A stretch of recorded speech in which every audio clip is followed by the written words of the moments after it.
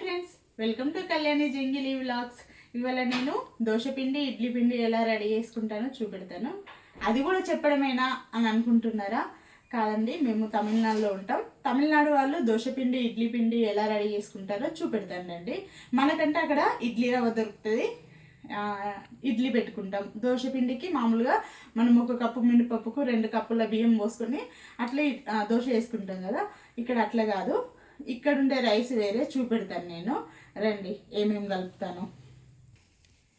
ఇక్కడ ఉండే చూడండి, ఇది పచ్చి బియ్యం.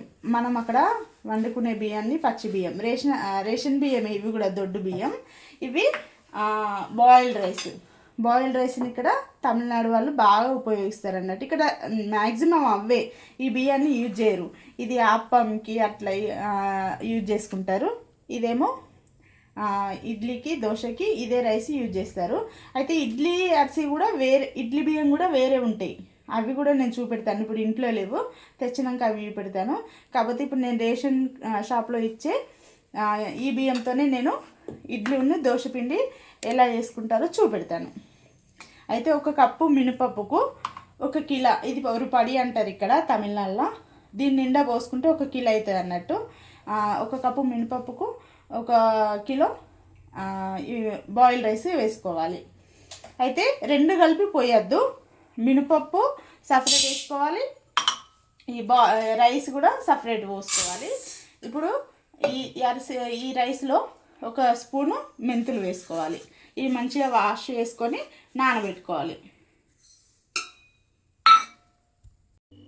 చూడండి ఫ్రెండ్స్, మార్నింగ్ నానబెట్టిన మినపప్పు, బాయిల్ రైస్ నానబెట్టాను కదండి. ఇప్పుడు ఫస్ట్ మినపప్పు వేసుకుందాం గ్రైండర్లో.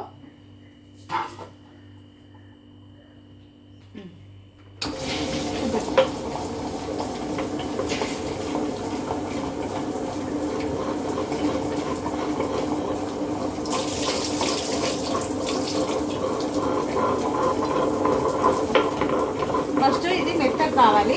మెత్త అయినాక దీన్ని తీసి, ఈ పిండిని తీసేసి మళ్ళీ రైస్ వేసుకోవాలి.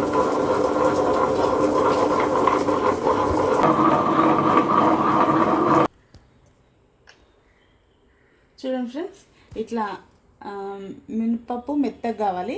ఇప్పుడు ఇదంతా తీసుకొని డబ్బాలోకి ఎత్తుకోవాలి. ఎత్తుకున్నాక తర్వాత రైస్ వేస్తాను దీనిలో. చూడండి, ఇందులో మొత్తం మినపప్పు మెత్తగా ఎత్తుకున్నాం కదా. ఇప్పుడు ఈ బియ్యం మళ్ళీ ఈ గ్రైండర్లో వేస్తే మెత్తగా వేసుకోవాలి. చూడండి, బియ్యం పిండి మెత్తగా అయింది. ఇలా మెత్తగా కావాలి. ఇలా మెత్తైన పిండిని ఇప్పుడు మనం ఫస్ట్ మినపపిండి తీసుకున్నాం కదా, మినపప్పు పిండి, ఈ పిండి 2 మిక్స్ చేయాలి. ఇప్పుడు ఇది మంచిగా మిక్స్ చేసుకోవాలి. కింద మినపప్పు పిండి ఉంటుంది, పైన బియ్యంది పట్టిన పిండి ఉంటుంది. కాబట్టి మంచిగా మిక్సీ చేసుకోవాలి. మిక్సీ చేసుకున్నాక తర్వాత రేపు మార్నింగ్ నేను దోశ ఇడ్లీ వేసి చూపిస్తా. హాయ్ ఫ్రెండ్స్, ఇది లాంగ్ వీడియో. నిన్న నేను ఇడ్లీకి దోశకు పిండి పట్టి పెట్టిన. ఇది మార్నింగ్ ఎట్లయిందో చూద్దాం రండి ఒకసారి. చూడండి ఎట్లయింది పిండి, మంచిగా పులిసింది కదా. ఇప్పుడు ఈ పిండిని మనం ఇడ్లీ పెట్టుకొని దోశ కూడా వేసుకోవచ్చు. ఈ పిండితోనే కొంచెం సాల్ట్ వేసుకోవాలి.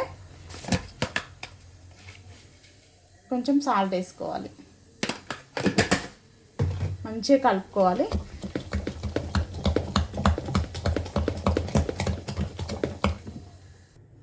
ఇప్పుడైతే ఈ పిండితో నేను ఇడ్లీ పెడతాను. చూడండి,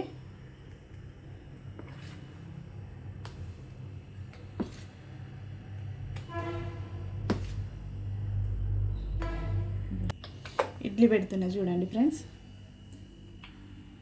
నా ఆల్రెడీ వాటర్ హీట్ పెట్టుకున్నా. ఇప్పుడు ఇడ్లీ పెడుతున్నా.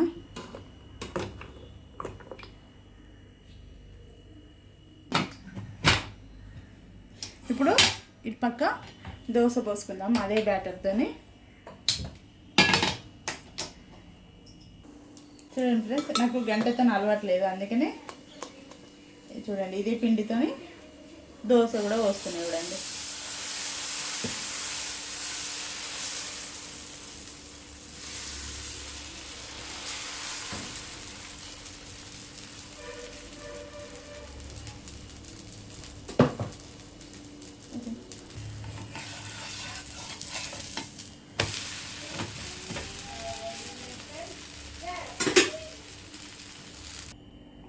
చూడండి.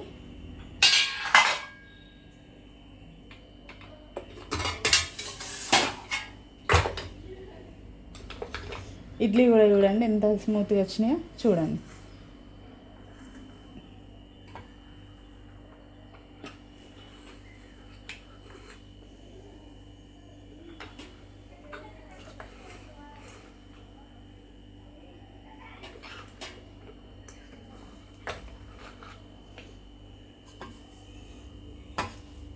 చూసారా ఫ్రెండ్స్, ఇడ్లీ కూడా ఎంత స్మూత్గా వచ్చాయో. ఇడ్లీ దోశ ఒకటే పిండితోనే చేసుకోవచ్చు. దానికి కాంబినేషన్గా నేను మార్నింగ్ పిల్లలకి సాంబార్,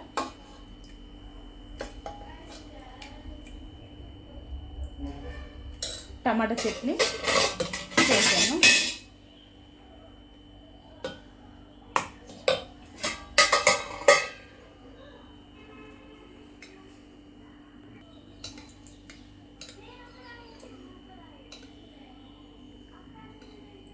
సాంబార్